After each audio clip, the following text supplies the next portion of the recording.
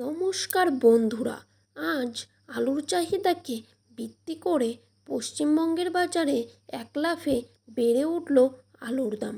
জ্যোতি আলু থেকে শুরু করে পোকরাজ, হেমালিনী প্রায় সব ধরনের আলুর দাম কিন্তু আজকের দিনে 50 থেকে 60 টাকা পর্যন্ত বেড়ে গেল।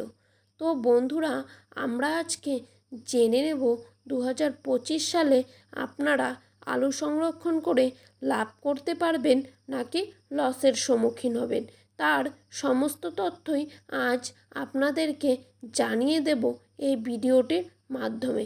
তাই বিস্তারিতভাবে জানতে হলে অবশ্যই মনোযোগ সহকারে ভিডিওটি দেখতে থাকবেন।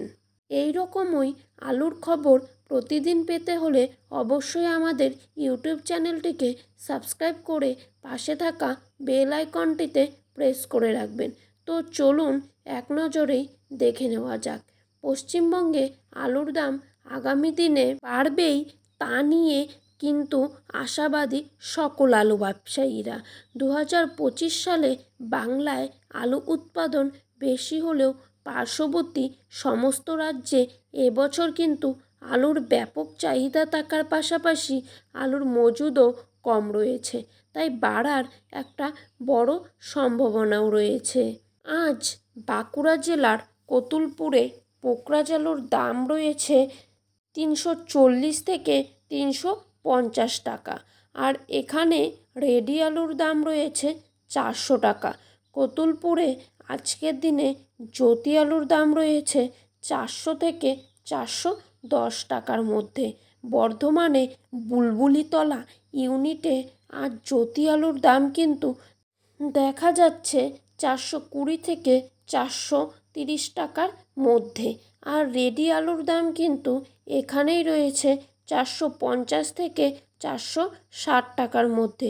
সোনামুখীতে পোকরা আলুর দাম আজকের দিনে রয়েছে 350 থেকে 360 টাকা, আর পয়েন্ট লোড বা রেডির দাম রয়েছে 400 টাকা। সোনামুখীতে জ্যোতি আলুর দাম কিন্তু শোনা যাচ্ছে 420 থেকে 430 টাকার মধ্যে, আর রেডির দাম রয়েছে 430 টাকা। হুগলির আরামবাগে আজ জ্যোতি আলুর দাম কিন্তু রয়েছে 400 থেকে 420 টাকার মধ্যে, আর রেডির দাম রয়েছে 450 টাকা। ঝাড়গ্রামে আজ পোকরাজ আলুর দাম রয়েছে 360 থেকে 370 টাকার মধ্যে। পশ্চিম মেদিনীপুরের বাগদহতে আজ জ্যোতি আলুর দাম রয়েছে 360 থেকে 380 টাকার মধ্যে।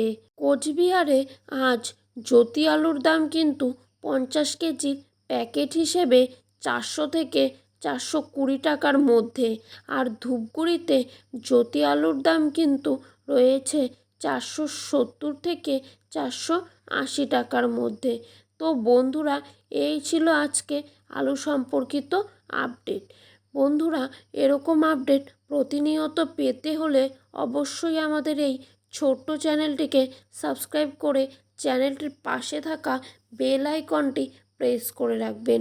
ধন্যবাদ বন্ধুরা, সকলেই ভালো থাকবেন, সুস্থ থাকবেন।